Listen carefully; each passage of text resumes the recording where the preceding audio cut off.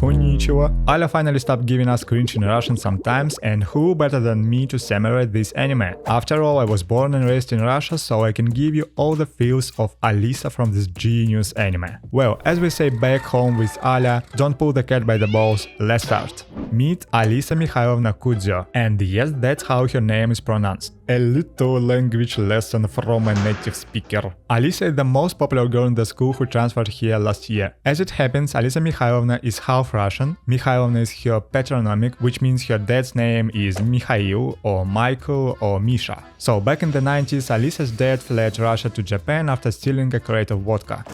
Once in Japan, he rose from a bottom to become head of the Yakuza, and there he met a beautiful Japanese woman, and that's how our beloved Alya was born. And since the world seems to think that all Russians are born with grey hair, Alisa was no exception. With her appearance and cool personality, Alisa immediately draws everyone's attention and becomes a celebrity in the school. Пиздец нахуй, блядь! Within the first minute, she rejects the most handsome guy in school, and we introduce the main character, meet Masachika Kukout. Oops, I meant... actually no, that's exactly what I meant.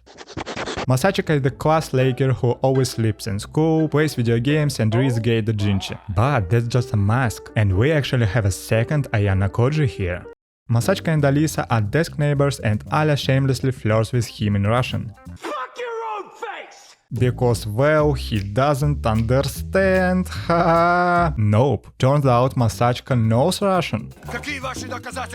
Back in his childhood, he had a Russian friend, and because of her, he wanted to learn this language. And by the way, in the light novel, Masachika learned Russian fluently just by watching few Russian films with grandpa and talking with this girl. So since Masachika is fluent, of course he understands all of Alya's flirts. Or does he? You see, they're trying to make Masachika into a new Ayana Koji. They even call him a genius, so only he does. But watching how he reacts to Alya's flirting, I get the feeling that Masachika is a dolbayop. That means a little stupid in Russian. Seriously man, she's literally telling you to your face that she loves you. And instead of developing the relationship and moving this forward, you choose the giga chatbot and act like it's just all misunderstanding. The only misunderstanding is that you were even born man. Okay, never mind. Aside from Alya, there are two other beauties at school. We'll talk about one of them later, but for now meet Masachika's childhood friend, Yuki.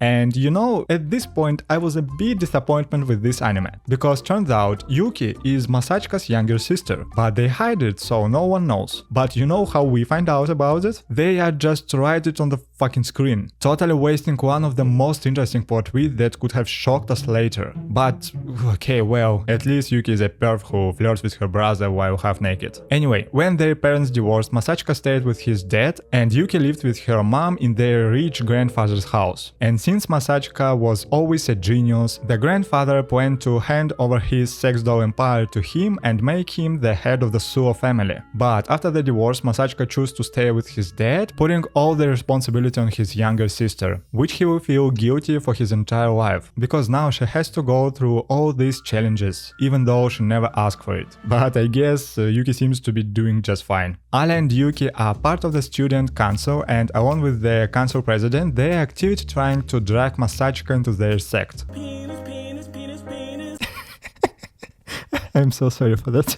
After all, in middle school, he was already part of the student council and acting as a behind-the-scenes genius helped Yuki become the president. Lately, Masachika meets the third main beauty in the school and Alisa's sister, Masha Mikhailovna Kudzio. I might shock someone here, but in case you are really dense, Masha is Masachika's childhood friend. But he doesn't remember her face or her name, he doesn't remember anything, genius, right? So when they meet, he doesn't recognize her, but Masha remembers him perfectly because she's always loved him, but she pretends not to know him. I don't know why talk it out or ask questions. Let's just keeping everything inside. Meanwhile, we find out that Alya plans to become the student council president next year to prove to herself that she's strong and independent. That's why when no one listens to her, she panics and starts crying. Naturally, Masachika can't leave her in a tough moment, so he helps her resolve the conflict between the baseball and soccer teams. And after seeing how completely useless Alya actually is, he decides to join the student council to help her become president. And he will campaign against his sister Yuki, who is also running for president. Alya and Masachka decide to discuss their plan to beat Yuki in the upcoming debates, and while Masachka offers ideas, Alya, being the truly independent girl she is, only thinks about an indirect kiss through a spoon. You know, I never understood why Japanese people are so obsessed with this cliché. At their age, my buddies and I were drinking beer from the same bottle, so does that mean our whole crew was kissing each other? Meanwhile, Yuki gets a new assistant for the upcoming elections, Ayano.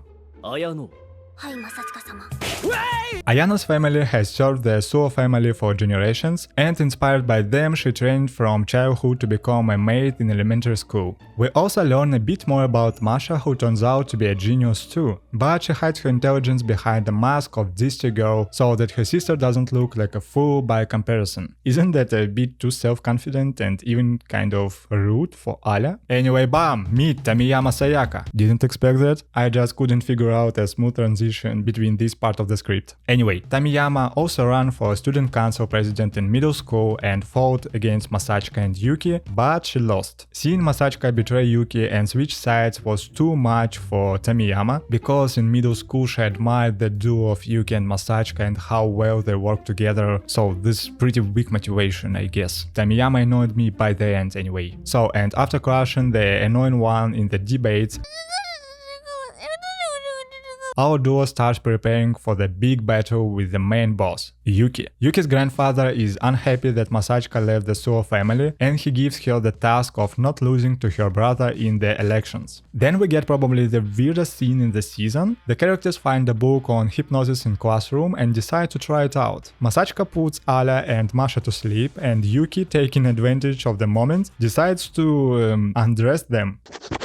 The scene doesn't really add anything, they don't even get fully undressed, so let's move on. Meanwhile, the school holds a parent-teacher meeting, where we meet the Masachka's other grandpa, the one who used to watch Russian films with him, and his mother also arrives with Yuki, and we learn their relationship is pretty rocky. Oh, and we meet Alya and Masha's mom, but their dad couldn't make it because he was busy taking over an ice cream stand with his Yakuza gang. The next day, or maybe not, I have no idea when, Masachka catches the flu, and Yuki decides to take advantage of this. She tells Alya about Masachka's illness and asks her to take care of him, handing her some pills to knock out her brother forever.